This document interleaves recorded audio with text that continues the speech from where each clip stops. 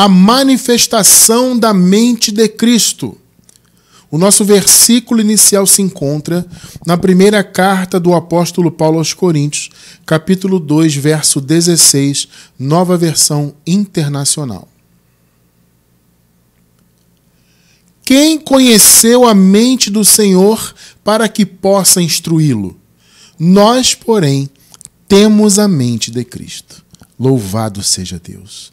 Povo santo, amados de Deus, mais que vencedores, povo abençoado, selados com o Santíssimo Espírito da promessa, povo santo, igreja sem ruga, sem mácula. Meus amados, hoje vamos dar continuidade até ao estudo que iniciamos na semana passada. Na semana passada, nós falamos a respeito da salvação da mente. Ou seja, nós falamos a respeito da renovação da mente, que vem a ser, então, a salvação dela. Porque ter uma mente salva é ter uma mente renovada pela palavra, renovada pelo Espírito Santo. E nós vimos ali que salvação da mente é uma coisa, obviamente salvação eterna é outra, vida eterna é outra. Então, eu vou reforçar esse entendimento. A vida eterna, ela já foi dada para todos aqueles que Deus elegeu desde antes da fundação do mundo. Por que eu estou falando isso? Porque o Senhor Jesus já concluiu a sua obra. Nós nascemos em um período, em uma era, onde toda a obra de Deus já foi consumada. Jesus já morreu, ressuscitou e ele já trouxe o seu reino. As promessas a respeito da vinda do reino de Deus se cumpriram no ano 70 depois de Cristo, que culminou com a queda do Templo de Jerusalém. Isso está fartamente registrado na história da humanidade. Então é algo inegável. Tudo que Jesus profetizou em Mateus 24, por exemplo, se cumpriu ali no ano 70. Tá? Então tudo já foi consumado, o reino veio naquela ocasião. Você pode se perguntar, mas irmão Cristiano, a vinda do reino seria junto, claro, com a segunda vinda de Cristo. Ou seja, a segunda vinda de Cristo, biblicamente, traria o reino. Então, nesse caso, você está dizendo que o reino de Deus já veio e que a segunda vinda de Cristo, portanto, já aconteceu? Sim, é exatamente isso que eu estou afirmando. Tá? Vou deixar na descrição do vídeo o link da nossa playlist sobre escatologia já consumada. Observe, amado, você precisa entender isso. Tá? É fundamental. Como eu costumo dizer, o raciocínio da escatologia consumada, somado ao raciocínio da graça, do evangelho da graça, esses dois raciocínios somados são os selos do verdadeiro evangelho em nossa era. Entende? O que é evangelho? Evangelho vem do grego euangelion, que significa boas novas, boas notícias, né? Então, a boa notícia para a nossa era é o quê? É o raciocínio da graça, é você entender tudo que nos foi dado gratuitamente, né? E você entender também que a escatologia bíblica, as profecias escatológicas, todas elas já se cumpriram. Quando você compreende o raciocínio da graça, quando isso te é revelado, e quando te é revelado também que a escatologia bíblica já se cumpriu, a soma desses pensamentos faz com que você entenda e você tenha de fato o evangelho na sua vida, no seu entendimento. Então, o que é evangelho para a nossa geração? É você entender a graça e você entender que tudo já se cumpriu. Então é importante, amados, esses entendimentos para que você tenha, observe, a mente de Cristo na sua mente. Hoje vamos entender isso. Como eu disse na semana passada, falamos da salvação da mente. A salvação da mente, então, é o renovo. Ou seja, você tem, por exemplo, o ateísmo na sua mente. Ou você vive submetido a raciocínios e filosofias humanas e muitas delas são contrárias ao que Jesus e a palavra ensina. Só que você estava submetido a isso. Ou então você era um religioso de qualquer segmento, principalmente do chamado cristianismo. Seja católico, seja protestante, os chamados evangélicos, né? Não importa a bandeira. Tudo é religião. Tá? Então você que estava na religião, e a maioria dos irmãos que estão em graça, veio do sistema ou católico ou protestante chamado evangélico, a maioria, tá? Mas seja qual for o segmento da religião, ou como eu disse, do ateísmo, ou de filosofias, quaisquer que forem, Você que está em graça hoje, você teve a sua mente renovada de todo esse conhecimento humano. Entende? Porque religião é mundanismo, assim como o ateísmo é, assim como filosofias humanas são mundanismo. Por quê? Porque elas têm origem no mundo, elas têm origem na carne, elas não são coisas espirituais. O que é espiritual é o Evangelho. Então, quando o Evangelho te é revelado e, consequentemente, o Espírito Santo abre o seu entendimento para você entender que o reino de Deus já veio, você tem uma renovação plena em seu entendimento. Consequentemente, a sua mente é salva. Então, veja, vamos lá. Você que é eleito de Deus, você já nasceu salvo do ponto de vista da vida eterna. Ah, irmão Cristiano, mas espera aí, abençoado, não é bem assim não.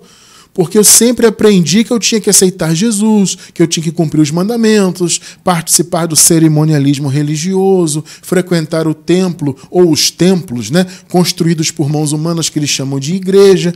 Né? Então eu sempre entendi isso. Como é que pode eu já ter nascido com a vida eterna se ao ter nascido eu não tinha ainda aceitado Jesus, entre aspas, ou eu ainda não pertencia a nenhuma chamada igreja? Pois é, abençoados, não existe o conceito de aceitar Jesus na Bíblia. Não existe essa história de que você tem que aceitar Jesus, exercer a sua fé em Jesus. Não tem isso na Bíblia. Ah, irmão Cristiano, mas eu já li, está escrito lá que a pessoa é justificada pela fé em Jesus. Não tem isso. No texto em grego é a fé do Senhor Jesus. Percebe? Não tem a sua própria fé em Jesus ou a minha. Nós, por nós mesmos, jamais teríamos fé. A fé é um dom de Deus. O Paulo deixou claro, vocês são salvos pela graça por meio da fé. E isso não vem de vós. É um dom de Deus. Não foi o que Paulo falou, escrevendo aos Efésios, capítulo 2, verso 8? É um dom de Deus. Então a fé que você tem não é a sua fé que você decidiu ter. É a fé do Senhor Jesus. Então, quando a palavra diz a fé em Jesus, ou seja, justificados pela fé em Jesus, isso é em português. Isso é uma tradução até manipulada, eu posso dizer. Porque essa visão de fé em Jesus, sendo a sua própria fé em Jesus, isso corrobora o raciocínio religioso, de que a pessoa é que aceita Jesus. É uma tradução, então, manipulada. Porque, eu repito, o texto em grego não tem fé em Jesus. É justificado pela fé de Jesus. Entende? Ou seja, foi a fé do Senhor Jesus que, como já explicamos, né, foi a fé de Abraão, veio a ser a fé do Senhor Jesus e que é a nossa fé. Entende? Ou seja, toda a iniciativa foi de Deus. Então não é um homem que decide, mas o sistema diz que é, né? Não é um homem que paga preço, não é um homem que faz obras para ter as coisas, não. Então, amado, veja, quando você entende que tudo foi dado gratuitamente e você entende realmente o sentido disso, você compreende o Evangelho e, repito, a sua mente então é salva, é resgatada, é renovada. Quando você entende que a graça, de fato, foi 100% vinda de Deus. A religião quer colocar na mão do homem a graça. Então, alguns segmentos dizem que tudo depende do homem. Outros segmentos dizem que não, Jesus fez a parte dele, você tem que fazer a sua. Enfim, cada um inventa alguma coisa, né? Só que, na verdade, não. Tudo foi feito exclusivamente, 100% por Deus. Vou deixar na descrição do vídeo o link de uma playlist nossa recente.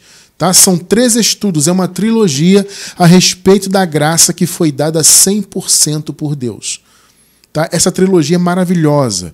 Você vai entender que você é um salvo, uma salva, ou seja, você tem já a vida eterna e já nasceu assim, porque Deus fez a obra.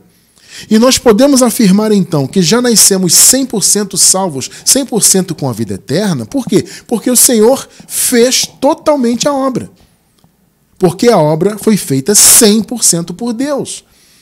Ou seja, Você não dependia de futuramente. Você nasceu, futuramente você teve sorte, sei lá, né?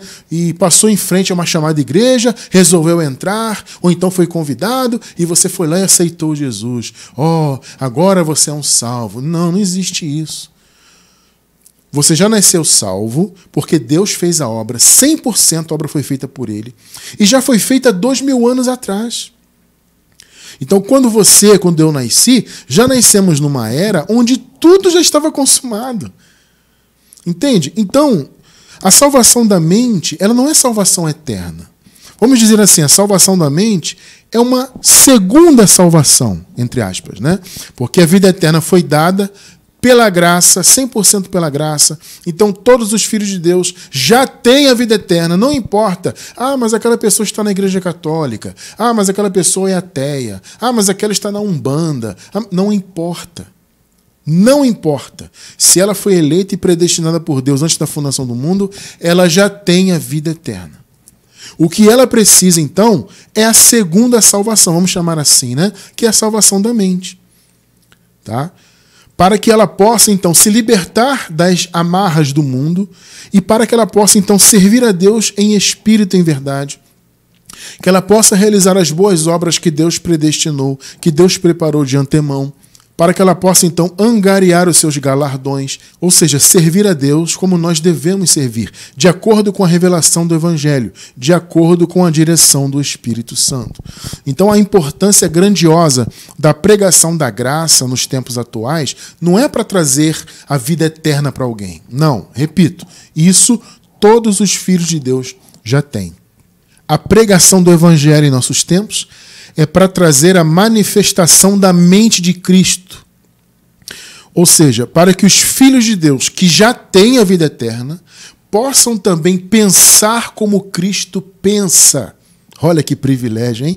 Você imagina, amado, você ter a mente de Cristo ativada, né? Como costumamos dizer aqui, em sua mente, é o quê? É você pensar como Cristo pensa.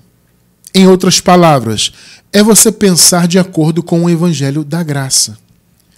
Note, amados, o Evangelho da Graça, ele foi dado ao apóstolo Paulo pelo próprio Senhor Jesus, já ressuscitado e lá no paraíso. E Paulo fala então que recebeu aquela revelação. Ou seja, ele fala que recebeu da boca do justo, né? Diretamente da boca de Jesus aquela revelação. Então a palavra da graça, o verdadeiro Evangelho, é o pensamento de Jesus. É o entendimento de Cristo para a nova aliança. Entende a importância de você estudar a palavra da graça, você ter salvação da mente, você ter o renovo, como nós vimos na semana passada, né? Você ter o renovo do seu entendimento, para que a manifestação da mente de Cristo aconteça em sua vida.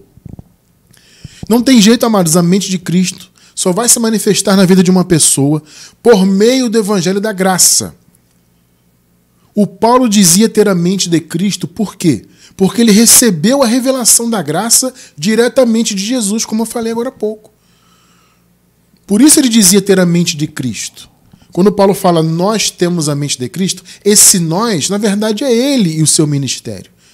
Ele está se referindo ao ministério dele e a ele. Qual era o ministério de Paulo? Ministrar a palavra da graça, não foi o que ele falou? Paulo disse assim, a minha vida eu não a considero como preciosa, contanto que eu cumpra o meu chamado, que é ministrar o evangelho da graça de Deus. Então o chamado de Paulo era esse. Então o apóstolo Paulo tinha a mente de Cristo, ele disse, nós temos a mente de Cristo, ou seja, ele, e claro, aqueles que também cumpriam o ministério juntamente com ele. Paulo fala, nós temos a mente de Cristo porque nós ministramos a graça. Pensar como Cristo pensa é pensar com a mente da graça. Observe Paulo falando da sua revelação aqui, Gálatas capítulo 1, versículos 11 e 12. Irmãos, quero que saibam que o evangelho por mim anunciado não é de origem humana. Perceba, o apóstolo Paulo tinha um grande conhecimento da lei. Paulo disse que ele era fariseu, inclusive. Então o apóstolo Paulo, ele era um doutor da lei. Tinha muito conhecimento erudito da lei, técnico. técnico, percebe? Só que ele diz, não, esse evangelho que eu prego agora não tem a ver com esse conhecimento, não tem a ver com filosofias gregas, com o meu conhecimento técnico da lei, erudito da letra da lei, não é de origem humana. Não o recebi de pessoa alguma. Olha o que ele está dizendo, gente. O Senhor Jesus me separou para pregar o evangelho. Só que esse evangelho que eu prego agora é a graça. Esse evangelho não veio de homem algum. Não veio de nenhum doutor da lei. Não veio, por exemplo, de Gamaliel, né? Gamaliel era um grande instrutor, professor da lei, muito reconhecido. E o apóstolo Paulo foi criado aos pés de Gamaliel. Ou seja, ele foi formado na escola de Gamaliel. Só que Paulo não recebeu o conhecimento da graça por meio disso. E ele diz também que não veio de pessoa alguma. Ou seja, nem mesmo os outros apóstolos, antes de Paulo, que andaram com Jesus de Nazaré, ministraram a graça para Paulo, mesmo porque eles não tinham aquela revelação. Então Paulo fala, não é de origem humana, eu não recebi então de pessoa nenhuma, nem me foi ele ensinado. Pelo contrário, eu o recebi de Jesus Cristo por revelação. Que palavra, hein? Então, a mente de Cristo foi colocada na mente de Paulo. Foi a revelação da graça dada a Paulo. Por isso, inclusive, que Jesus profetizou sobre o ministério de Paulo. Você sabia disso? Que Jesus, ainda nos dias da sua carne, Jesus como Nazareno, ele profetizou sobre o ministério da graça? Vou deixar um estudo aí na descrição do vídeo sobre isso. Você que está assistindo pela gravação vai encontrar um link também de um estudo onde nós demonstramos que Jesus de Nazaré profetizou sobre o ministério do apóstolo Paulo. É tremendo, esse estudo é maravilhoso. Então Jesus concedeu para Paulo a sua mente. Olha, Paulo, você agora vai pensar como eu penso. Você vai entender o que eu entendo. Você vai compreender o que eu fiz de fato na cruz. É a graça. Jesus, amados, ele foi mediador da nova aliança. Não é o que a palavra diz? A velha aliança veio por Moisés. A graça e a verdade vieram por Jesus Cristo. Jesus, então, foi o mediador da nova aliança. Então, o seu entendimento é o pensamento da nova aliança que ele atribuiu ao apóstolo Paulo para que esse entendimento fosse espalhado. Esse entendimento da graça é o espírito da verdade que Jesus se referiu. Então, o espírito da verdade foi dado a Paulo. Paulo passou, então, a ter a mente de Cristo, por isso que ele falou, nós temos a mente de Cristo. E ele espalhou, então, esse conhecimento para que a igreja também tivesse contato com a mente de Cristo e tivesse, então, a mente de Cristo manifestada em seu entendimento. Vamos ler o contexto do primeiro versículo. Nós lemos 1 Coríntios 2,16. Vamos ler agora o capítulo inteiro, desde o versículo 1. Veja só o que Paulo fala ali. Eu mesmo, irmãos, quando estive entre vocês, não fui com discurso eloquente, nem com muita sabedoria, para lhes proclamar o mistério de Deus. O que Paulo está falando aqui? Olha, gente, eu não fui até vocês com a sabedoria humana. Eu não fui ministrar para vocês coisas da lei. Repito, gente, Paulo era um erudito da lei. Ele era um fariseu. Ele foi criado e se formou na escola de Gamaliel. Então ele tinha muito conhecimento. E tinha conhecimento não só da questão da lei, dos costumes judaicos, mas também de outras culturas. Porque o apóstolo Paulo, ele era um cidadão romano também. Ele era judeu de nascimento, mas ele era cidadão romano, então ele tinha muito conhecimento técnico, filosófico, da lei e tudo mais. Mas ele fala, olha, eu não vim com esse conhecimento aqui para vocês. 2 e 3. Pois decidi nada saber entre vocês, a não ser Jesus Cristo, e veja, e este crucificado. O Paulo foi muito específico aqui. Olha, Coríntios, eu vim trazer para vocês um conhecimento maravilhoso. Mas não é o conhecimento que alguns vêm trazer para vocês aqui, conhecimento técnico da lei, discussões sobre genealogias, história dos judeus e filosofias daqui e dali. Não, eu vim falar para vocês de Jesus, e veja, não de Jesus de Nazaré, não. Eu vim falar para vocês de Jesus crucificado. Em outras palavras, o que o Paulo está dizendo? Eu vim pregar a cruz para vocês. Eu vim ensinar para vocês aquilo que Jesus me ensinou, que foi o que ele de fato fez na cruz e também, claro, ao ressuscitar. Então eu vim pregar a graça para vocês. Eu vim pregar Cristo, que é o poder de Deus. No contexto, abençoados, Paulo diz assim, ó, Cristo é o poder de Deus e a sabedoria de Deus. Percebe? Então, quando ele fala que veio pregar Jesus e este crucificado, ele está dizendo o seguinte, eu vim pregar a sabedoria de Deus e o poder de Deus, que é Cristo. E foi com fraqueza, temor e muito tremor que estive entre vocês. 4 e 5. Minha mensagem e minha pregação não consistiram de palavras persuasivas de sabedoria. Porque, amados, veja bem, o apóstolo Paulo fala que os coríntios, lá na igreja, na congregação dos coríntios, havia muitas pessoas, muitos pregadores, né? E Paulo fala, eu sei que vocês têm aí muitos aios, muitos líderes, mas somente eu sou o pai de vocês. O Paulo fala isso, parece até uma ousadia de Paulo falar isso, né? Mas o Paulo fala em ser pai no sentido de ter pregado para eles primeiro. Só que, claro, ali havia muitos outros pregadores, muitos diziam, inclusive, que eram de Pedro, outros diziam que eram de Apolo, e havia, claro, outros pregadores ali, e muitos vinham com essas sabedorias humanas, muitos vinham pregando e falando da lei, e disse daquilo, sabe? E Paulo fala, olha, não é isso que eu vim pregar para vocês. Eu não vim falar de filosofia, eu não vim falar de lei de Moisés, eu não vim falar de antigo pacto, eu vim falar de Cristo e, mais precisamente, Cristo crucificado. Minha mensagem e minha pregação não consistiram de palavras persuasivas de sabedoria, mas consistiram de demonstração do poder do Espírito. Por quê? Porque ele estava falando de Cristo. Ele estava falando da cruz. E como eu falei no contexto, ele disse, Cristo é o poder de Deus e a sabedoria de Deus. Então eu vim demonstrar o poder do Espírito, o que Jesus fez na cruz, para que a fé que vocês têm não se baseasse na sabedoria humana, mas no poder de Deus. 6. Entretanto, falamos de sabedoria entre os maduros, mas não da sabedoria desta era, ou seja, deste mundo, ou dos poderosos desta era, que estão sendo reduzidos a nada. 7. Pelo contrário, falamos da sabedoria de Deus. Cristo. Cristo é o poder de Deus e a sabedoria de Deus. Do mistério que estava oculto, olha só, o qual Deus preordenou antes do princípio das eras para a nossa glória. Meus amados, a palavra da graça é a palavra predestinada de sabedoria. Perceberam? Não é uma palavra qualquer, é uma palavra que foi pré-ordenada, predestinada.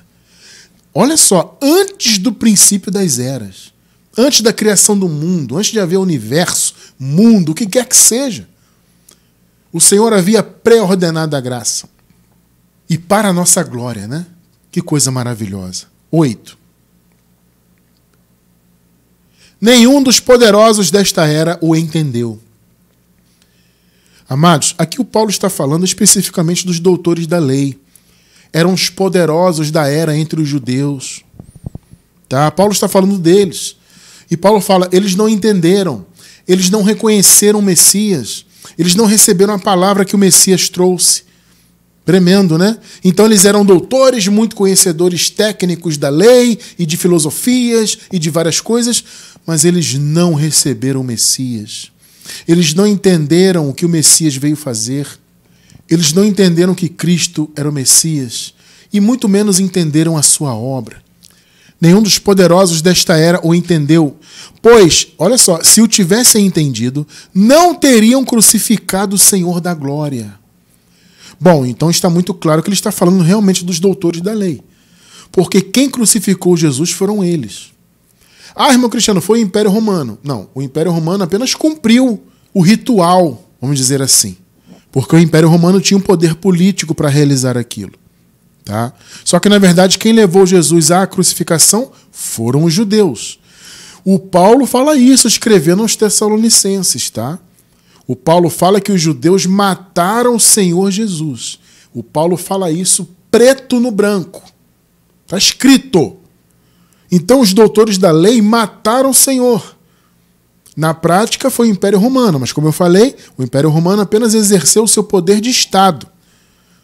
Mas quem conduziu Jesus à morte foram os doutores da lei, os poderosos entre os judeus. Tá? Então eles mataram, crucificaram o Senhor da glória. 9. Todavia, como está escrito, olho nenhum viu, ouvido nenhum ouviu, mente nenhuma imaginou o que Deus preparou para aqueles que o amam. 10. Mas Deus o revelou a nós por meio do Espírito. Pegou? Lembra-se do que nós lemos agora há pouco, em Gálatas? Eu recebi a revelação por meio de Jesus Cristo. A revelação do Evangelho. Paulo pregava a graça. Ele deixou claro, a graça que eu prego não me foi ensinada por homem algum. Foi revelação de Jesus Cristo. A palavra predestinada de sabedoria. Então Deus revelou essa palavra a nós por meio do Espírito. O Espírito sonda todas as coisas, até mesmo as coisas mais profundas de Deus. 11. Pois quem dentre os homens conhece as coisas do homem, a não ser o espírito do homem que nele está? Da mesma forma, ninguém conhece as coisas de Deus, a não ser o Espírito de Deus. 12. Nós, porém, não recebemos o espírito do mundo. Aqui o Paulo está fazendo um jogo de palavras com a palavra espírito, porque a palavra espírito também significava vento, sopro. Então Paulo está dizendo o seguinte, olha, nós não recebemos o que é soprado no mundo, o que é ventilado no mundo, ou seja, ventos de doutrina. Perceberam o jogo aqui que Paulo faz de palavras? Nós não recebemos ventos de doutrina, espírito do mundo é isso, né? É o sopro do mundo. São as filosofias, ateísmo, religiões. Atualmente é o quê? Cristianismo, hinduísmo, budismo, religiões de matriz africana, como dizem, né? Como Umbanda, espiritismo, esses ismos todos aí. Isso tudo é espírito do mundo. É o vento, é o sopro do mundo. São ventos de doutrina. E Paulo fala, nós não recebemos esses ventos mundanos, mas recebemos o Espírito procedente de Deus, para que entendamos, olha só, gente, o detalhe, as coisas que Deus nos tem dado gratuitamente. Ou seja, nós recebemos do Espírito a revelação da graça. Porque, gente, resumidamente, a graça é isso. É você entender que tudo foi dado gratuitamente. Olha, mais uma vez eu vou relembrar para vocês. Na descrição do vídeo no YouTube vai estar o link da nossa playlist 100% pela graça. Para você entender isso, amado. Isso é fundamental. Você entender que tudo foi dado gratuitamente mesmo. Tá? Sem você ter que aceitar Jesus, sem você ter que pagar preço, frequentar templos feitos por mãos humanas, participar de campanhas, cerimonialismos e ser fiel dizimista e usar a roupa religiosa e passar óleo na cabeça e não sei o quê. Nada disso foi preciso. Tudo isso que nós vivemos na religião, a maioria de nós que está em graça veio da religião, né? Então tudo isso que nós vivemos ali foi perda de tempo. Foi perda total de tempo, porque nada daquilo valia para ter salvação. Nós já éramos salvos do ponto de vista da vida eterna. Só que faltava salvação na mente, para que nós pudéssemos entender o que já nos tinha sido dado gratuitamente por Deus. Perceberam? Revelação da graça. É a mente de Cristo. 13. Delas também falamos, não com palavras ensinadas pela sabedoria humana, mas com palavras ensinadas pelo Espírito. A graça, gente, o Evangelho da Graça é ensinado pelo Espírito, interpretando verdades espirituais para os que são espirituais. 14. Quem não tem o Espírito não aceita as coisas que vêm do Espírito de Deus. Claro, pois lhes são loucura e não é capaz de entendê-las, porque elas são discernidas espiritualmente. Aqui o apóstolo Paulo está falando especificamente de quem não tem o Espírito. Esses não compreendem mesmo, nunca vão entender. Agora, há aqueles que são filhos de Deus e até têm o Espírito, mas ainda não receberam revelação, ainda não tiveram a sua mente salva por causa do véu religioso, por causa das fortalezas que há no mundo, na mente, né? As fortalezas que Paulo fala são construções mentais, né? São raciocínios mundanos, seja do ateísmo, sejam raciocínios religiosos, filosofias humanas, não importa. Existe na mente do povo, fora do evangelho, existe grandes fortalezas. Existem grandes raciocínios que são contrários ao evangelho. E esses raciocínios, muitas vezes, são difíceis de serem quebrados. Não é à toa que Paulo chama esses raciocínios de fortalezas. Então a pregação da graça hoje visa isso, amados. Quebrar essas fortalezas. Porque, veja, quem não tem o Espírito de Cristo, esse realmente nunca vai receber. Só que o nosso alvo não é quem não tem o Espírito. O nosso alvo é quem tem o Espírito, mas está com fortalezas na mente. Entende? Então, quem tem o Espírito, quem é filho de Deus, mas está preso na religião, ou em qualquer que seja o raciocínio, esse ainda tem uma grande chance de ter o raciocínio mudado, de ter a sua mente transformada, de ter a mente de Cristo em sua mente. Por isso, pregamos o Evangelho.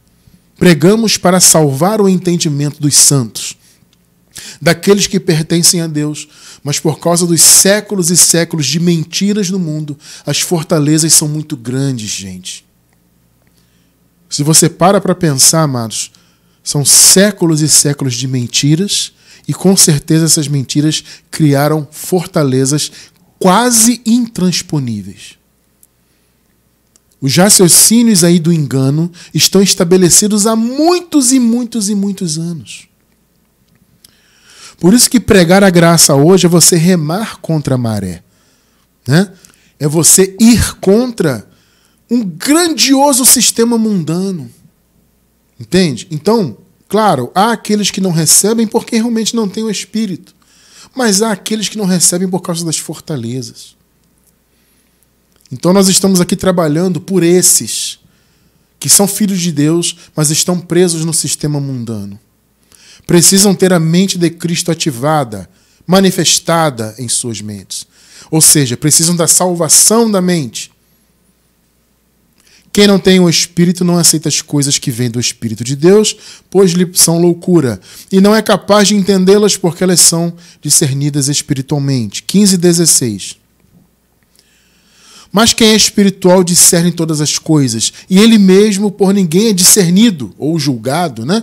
Pois quem conheceu a mente do Senhor para que possa instruí-lo? Nós, porém, temos a mente de Cristo. Perceberam, gente? A mente de Cristo nos faz entender o que nos foi dado gratuitamente.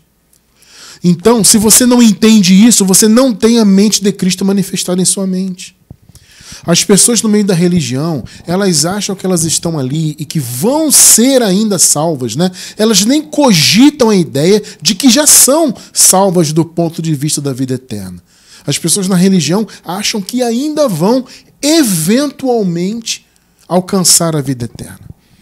Por que elas têm esse pensamento? Por causa das fortalezas. Então elas não têm a mente de Cristo, elas têm fortalezas na mente. Porque elas pensam que elas é que se salvam, elas que têm que pagar o preço, elas que têm que aceitar Jesus. Como eu falei, né? E faz campanha, e frequenta templo, sacrifica para cá, sacrifica para lá. Isso é a mente de Cristo? Claro que não. Cristo pensa assim? Claro que não. Quer ver um exemplo? Jesus mandou alguém frequentar templo feito por mão humana e dizer que aquilo é que é a igreja? Onde você encontra isso na Bíblia? Veja, não somos contra reuniões. É saudável os irmãos estarem juntos. O que não é saudável é você idolatrar um templo dizendo que aquilo ali é de fato a igreja. que aquele lugar é sagrado, que Deus se manifesta ali. Mentira! A palavra diz que Deus não habita em templos feitos por mãos humanas. Então, frequentar templo, dizer que aquilo ali é sagrado, que é uma terra santa, que é a igreja de Deus e tudo mais, e que Deus se manifesta ali, isso não é a mente de Cristo, porque isso não tem na Bíblia. Percebeu? Quem diz que aceitou Jesus, ou que tem que aceitar para ser salvo, não tem a mente de Cristo. Onde você encontra aceitar Jesus na Bíblia? Não tem isso aí. Ah, irmão Cristiano, mas veja bem. Não, gente, não tem veja bem. Não existe aceitar Jesus na Bíblia. Ponto. Mas 99,999999% dos que se dizem cristãos dizem que aceitaram Jesus e que as pessoas têm que aceitar para obterem vida eterna, para serem filhas de Deus, etc. Sendo que isso não existe na Bíblia. Eu te pergunto, aceitar Jesus é a mente de Cristo? Não, não é. Por isso que eu posso afirmar categoricamente, o sistema religioso não tem e não manifesta a mente de Cristo. Perceberam? Repito, o Paulo disse que tinha a mente de Cristo porque ele recebeu de Jesus a revelação da graça. E ele ensinava que tudo foi dado gratuitamente por Deus. Entendeu o que é a mente de Cristo manifestada em sua mente? É você entender a graça. É você discernir a cruz, a ressurreição de Jesus. E em nossa era, você discernir também a escatologia já consumada, ou seja, o reino de Deus já advindo. Nós vivemos em uma era onde o reino de Deus já foi manifestado. Nós, então, já nascemos com o reino de Deus estabelecido. Já nascemos nele. Você, eu, nós que somos eleitos e filhos e filhas de Deus, já estamos ligados espiritualmente ao paraíso. Mas isso, amado, é revelação da graça. Isso é revelação da escatologia consumada também. Por isso que eu falei no início, a junção desses dois raciocínios é a boa notícia para a nossa era. É o evangelho para a nossa era. Revelação da graça e revelação da escatologia consumada. O reino de Deus já manifestado. Esta é a inteligência espiritual para a nossa era. Então o sistema não entende nada disso. Eles dizem que a pessoa que se salva com seu esforço, com as suas obras, e mais, dizem que Jesus vai voltar, que o reino vai vir, que a salvação não se consumou, tudo está para se consumar ainda, quando a verdade diz outra coisa, diz o contrário. Eles não têm inteligência espiritual, porque não têm a mente de Cristo. A inteligência de Cristo, ela vem por meio do conhecimento da graça. Olha só o que eu vou ler agora para comprovar o que eu estou afirmando. Colossenses 1, do 3 ao 9. Sempre agradecemos a Deus, o Pai de nosso Senhor Jesus Cristo, quando oramos por vocês, pois temos ouvido falar da fé que vocês têm em Cristo Jesus e do amor por todos os santos. 5. Por causa da esperança que lhes está reservada nos céus, a respeito da qual vocês ouviram por meio da palavra da verdade, o Evangelho. Que Evangelho, irmão Cristiano? Vamos lá, 6. Que chegou até vocês. Por todo o mundo, este Evangelho vai frutificando e crescendo. Lembrando, amados, que o conceito de mundo aqui era a região do Império Romano, tá? Era o território do Império Romano. Era o mundo conhecido por eles ali. Esse é o conceito de mundo aqui, tá? Que chegou até vocês.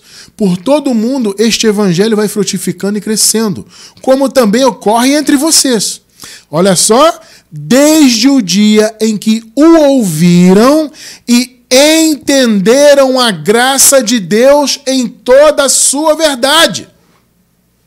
Percebeu, meu irmão, minha irmã, o que é inteligência espiritual? É conhecer a graça em toda a sua verdade. Então Paulo está dizendo, olha, o evangelho está frutificando na vida de vocês E nós temos visto o resultado, o amor de vocês pelos santos, né? Como vocês são pessoas amáveis, como vocês são pessoas de Deus, como vocês estão sendo transformados. Por quê? Porque vocês ouviram e entenderam a graça de Deus. Não tem outro jeito, amados, não tem outro meio. Não é filosofia humana, não é ateísmo, não é religião, não é teologia. Eu vou aqui fazer uma faculdade de teologia. Não, amado, veja, isso não vai te revelar a graça. Isso não vai manifestar a mente de Cristo na sua mente. É conhecer o Evangelho, a palavra predestinada de sabedoria. É entender a graça, como acabamos de ler, que está sublinhada aí na tela. 7:8. Vocês o aprenderam de Epáfras. Veja, Epáfras era um cooperador de Paulo, né? Que, claro, havia recebido de Paulo o entendimento da graça e estava transmitindo aos colossenses. Vocês o aprenderam de Epáfras, nosso amado cooperador, fiel ministro de Cristo para conosco, que também nos falou do amor que vocês têm no Espírito. Que lindo, né? 9. Por essa razão, desde o dia em que o ouvimos, não deixamos de orar por vocês, olha, e pedir que sejam cheios do pleno conhecimento da vontade de Deus, com toda a sabedoria e inteligência espiritual. Olha o que Paulo disse. Eu oro por vocês, para que vocês tenham pleno conhecimento. Naturalmente, eles estavam no processo de aprendizagem, né? O Epáfras estava ali ministrando. Então Paulo fala, eu quero que vocês alcancem todo o conhecimento, toda a inteligência espiritual. Então eles entenderam a graça e estavam, claro, recebendo os pormenores, né? Vamos dizer que eles conheceram a graça, mas faltava detalhes, né? Como é o nosso caso aqui. Nós conhecemos a graça, louvado seja Deus por isso. Mas a cada dia o Senhor vai nos ensinando os detalhes, vai abrindo o nosso entendimento, o Senhor vai renovando a nossa mente, nos faz compreender coisas que antes não compreendíamos. É renovação do Espírito em nossas vidas. Então, naturalmente, os colossenses estavam nessa caminhada, aprendendo. E Paulo fala, eu oro para que vocês tenham pleno conhecimento, a plena inteligência espiritual. Que coisa maravilhosa. E eu louvo a Deus que nós a temos, amados. Nós aqui em graça temos. E lutamos para que os demais irmãos tenham também a manifestação da mente de Cristo, a inteligência de Cristo, a inteligência espiritual. É conhecer o que foi dado gratuitamente. Como acabamos de ler, é conhecer a graça de Deus em toda a sua verdade. Aí você pode pensar assim, irmão Cristiano, isso é maravilhoso. Nós que somos guiados pela palavra da graça, então podemos dizer que somos espiritualmente inteligentes. E é verdade. Somos espiritualmente inteligentes. Aí você pode dizer, mas irmão Cristiano, então quem está na religião é o quê? É burro? Sabia que já me perguntaram isso? Irmão Cristiano, esse conceito de inteligência espiritual é o evangelho da graça, né? E quem não conhece a graça é o quê? É burro? Porque no português corriqueiro, a palavra burro é o contrário de inteligente, né? Então alguém pode pensar o que é burrice? Veja, amados, não é burrice, é cegueira. Tá? É diferente.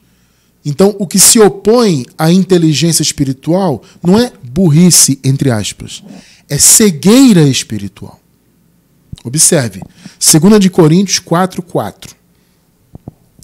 O Deus desta era cegou o entendimento. Pegou? Então é cegueira.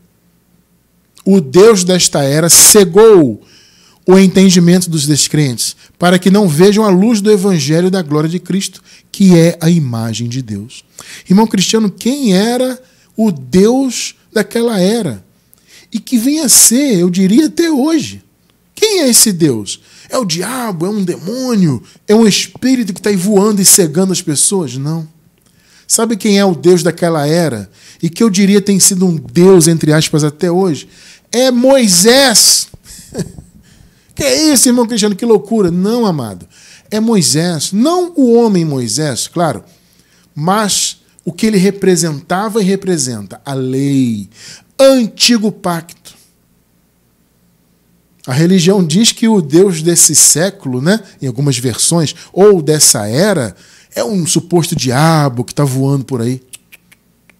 Esse Deus que Paulo falou é Moisés. Basta vermos o contexto, né? Nós lemos 4:4, é só voltar um pouquinho no capítulo 3. Vamos ler 14 ao 18. Na verdade, as mentes deles se fecharam, se embotaram, ficaram cegas. Pois até hoje o mesmo véu permanece quando é lida a antiga aliança. Percebeu? Não foi retirado, no caso o véu, porque é somente em Cristo que ele é removido. 15 ao 17. De fato, até hoje, quando Moisés é lido, um véu cobre os seus corações. Quem é o Deus daquela era? Moisés. Quando Moisés é lido, um véu cobre os seus corações. O coração é a mente, tá? Aqui, biblicamente, coração é a mente. Então, quando Moisés era lido, ou seja, quando o antigo pacto era lido, um véu cobria os entendimentos deles. Perceberam quem era o Deus daquele século, daquela era, que Paulo falou? Não é nenhum diabo voando por aí. É um antigo pacto. De fato, até o dia de hoje. E eu diria o seguinte, amado, até o dia de hoje também. Porque quando Paulo fala dia de hoje, evidentemente, ele está se referindo à época deles lá, né? Mas eu diria que até hoje, porque até hoje Moisés está aí na mente do povo, cegando o povo. Mas, quando alguém se converte ao Senhor, o véu é retirado, glória a Deus. Se converter é o quê? É ter a sua mente mudada, é metanoia, é arrependimento, né? Que é a metanoia, a mudança de mente. É a sua mente sendo renovada. Quando a sua mente é renovada, a mente de Cristo se instala na sua mente, meu irmão, minha irmã. Então, quando alguém é convertido ao Senhor, ou seja, quando alguém se converte, quando o Espírito Santo converte o coração do povo de Deus, esse véu de Moisés, do Deus daquele século e do Deus do século atual, esse véu é retirado. Ora, o Senhor é o Espírito, e onde está o Espírito do Senhor, ali há liberdade. 18. E todos nós, que com a face descoberta, olha só, sem o véu, sem Moisés, sem impedimento, contemplamos a glória do Senhor, segundo a sua imagem estamos sendo transformados com glória cada vez maior. Em outras versões é de glória em glória, né? Passo a passo, degrau por degrau, estudo por estudo, conhecimento por conhecimento, a qual vem do Senhor, que é o Espírito. Então, quando eu falo os seus sentidos foram endurecidos, a sua mente significa percepção mental, né? No grego é a palavra noema, é percepção mental, é o que se pensa, né? E também tem aqui a palavra eporoté, que significa petrificar, tornar insensível. Ou seja, Paulo está dizendo, a mente deles, a percepção mental deles, o que eles pensam, se tornou insensível, se tornou petrificado. Está enrijecido por Moisés. É o que acontece até hoje. A lei já teve o seu fim em Cristo? Claro que sim! Ela já teve o seu fim em Cristo. Porém, Moisés segue na mente do povo, porque o sistema religioso insiste em ressuscitar o antigo pacto na vida das pessoas. Então, a pregação da graça é para libertar o povo de Deus de tudo isso, para que finalmente o véu seja retirado do coração do povo de Deus, para que o povo possa viver a graça de fato, conhecer o que nos foi dado gratuitamente por Deus, para que o povo tenha inteligência espiritual, ou seja, a mente de Cristo. Então, amados, os filhos do Senhor, repito, eles já nasceram salvos quanto à vida eterna. Não importa a religião. Ele está na Umbanda, no Espiritismo, no Hinduísmo, no Budismo, no Catolicismo, no Protestantismo. Não importa o ismo que a pessoa esteja. Se ela foi eleita antes da fundação do mundo, ela já tem a vida eterna. Por isso, amado, veja só. Vou te passar uma experiência. Você pode observar uma pessoa em qualquer que seja a religião. Pelas atitudes dela, você nota se ela é de Deus ou não. Mesmo estando no engano. Você vai dizer assim, mas irmão Cristiano, como é que alguém que está, por exemplo, na Umbanda pode ser de Deus? Porque, amado, ela foi eleita antes da fundação do mundo, mas ela está enganada na mente. Ah, irmão Cristiano, mas Umbanda é feitiçaria. Sim, amado, a palavra diz o quê? Que as feitiçarias são obras da carne. Então quem está lá na macumbaria não é a pessoa, não é o espírito. Quem está na macumbaria é a carne. Feitiçaria é obra da carne. Quem está na igreja católica, um segundo exemplo, né? Está lá na idolatria. Eles dizem que não é idolatria, mas é. Estão lá diante de imagens de escultura. Idolatria é o quê? É obra da carne. Então quem está na idolatria não é o espírito da pessoa, é a carne. Percebeu? Ela está lá por ignorância. Ou então ela não é eleita de Deus. Aí tudo bem, ela não tem o espírito, como nós lemos agora há pouco, né? Quem não tem o espírito de Cristo não é de Cristo e não entende nada espiritual. Ponto. Mas eu estou falando dos eleitos que estão no engano. Então a pessoa, uma eleita, ela está lá na idolatria, diante de uma imagem de escultura. Mas é a carne que está na idolatria. A idolatria é obra da carne. Mas no espírito, ela é uma eleita de Deus, um eleito de Deus, um filho, uma filha, que precisa da verdade do evangelho para se libertar. Ela já tem a vida eterna. Mas a mente dela não foi salva. Então a pessoa que está na macumbaria, se ela for uma eleita, ela tem a vida eterna, porque é pela graça, não é por obras. Então não importa o que ela faz ou deixa de fazer. Foi pela graça. Isso é graça. Então ela já nasceu com a vida eterna. Só que pelo engano, pela vida, o decorrer da vida, né? De repente, por causa da família, a família é da Umbanda, ou é do catolicismo, ou é do hinduísmo. Não importa a religião, né? A pessoa pertence a qualquer que seja a religião por causa da família, porque foi levado por um amigo, etc. E a pessoa está ali perdida. É a mente dela que tem que ser salva. Não é vida eterna. A vida eterna ela já tem. E como eu disse, você consegue observar nas atitudes. Muitas vezes, amados, vocês veem pessoas nessas religiões diversas que são pessoas absolutamente amáveis. São pessoas que não fazem mal para ninguém. São pessoas que são honestas. Essas características são de eleitos. Perceberam? Essas características são da boa semente. Então, a carne da pessoa pode estar na idolatria? Sim. A carne da pessoa, infelizmente, pode estar no meio das feitiçarias? Sim. Mas ela é uma pessoa boa, essencialmente boa. Então, como eu disse, honesta, amável, bem vista pela sociedade, etc. Mas ela está enganada na religião. Ela precisa da mente de Cristo. Então ela já tem a vida eterna, mas ela precisa da salvação da mente. Ela precisa que a mente de Cristo seja manifestada na mente dela. E isso, como vimos aqui claramente, só conhecendo a palavra da graça. Entende a importância de pregar a graça? Entende a importância de levar esse evangelho para que mais e mais irmãos se libertem de todo esse mundanismo aí. E olha, eu vou falar uma coisa para vocês, tá? Do ponto de vista do evangelho da graça, não há diferença de Umbanda para catolicismo, para hinduísmo, para protestantismo evangélico, espiritismo. Não há diferença. Que isso, irmão Cristiano? Amado, não há diferença. É tudo farinha do mesmo pacote. É claro que existem diferenças conceituais.